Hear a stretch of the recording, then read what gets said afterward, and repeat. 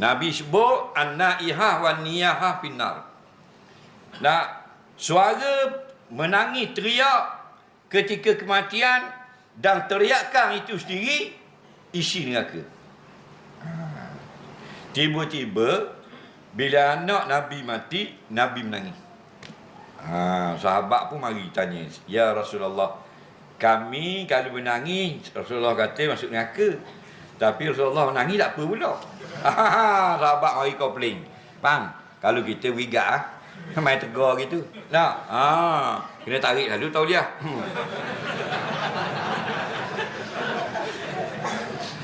Dah sama itu tegar. Apa Rasulullah marah kami? Kami menangis, kata ahli neraka. Nabi nangis tak apa. Faham? Jadi rupanya yang Nabi larang itu ialah mengangkat suara. Faham? Bertepik melolong, koyak baju, kekar muka, terik sanggur rambut, ngejang kaki atas-atas, wah wah wah, anak aku, laki aku ada. Tu. Itu panggil niyahah, berbiji sabak. Faham lagi? Itu dilaknat. Kalau ada gitu ketika orang mati suruh diam. Tak diam waktu turun bawah. Faham?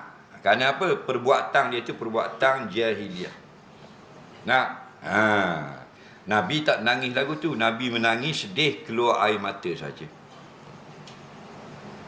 Jadi Nabi kata mata mengeluarkan air adalah tanda kesedihan fitrah manusia. Tak ada masalah. Boleh menangis orang mati, tak boleh mengangkat suara. Faham lagi? Biasanya kalau hok teriak kuat itu lelaki ke puang? Orang puang macam maaf lah. Tapi bukan hak pecah rotang ni lah, hok marah tu.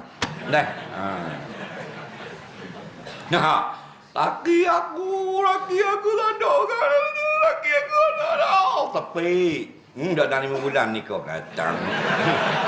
Kenapa? Tengok pada laki aku 5 bulan nikah. Nikah pula tukang mandi mayat hari tu.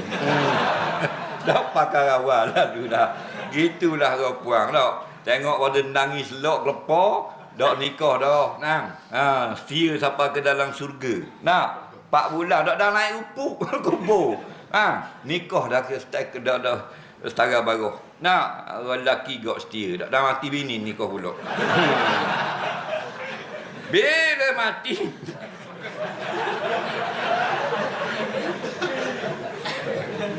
maka dia usunglah ke tanah perkuburan memang.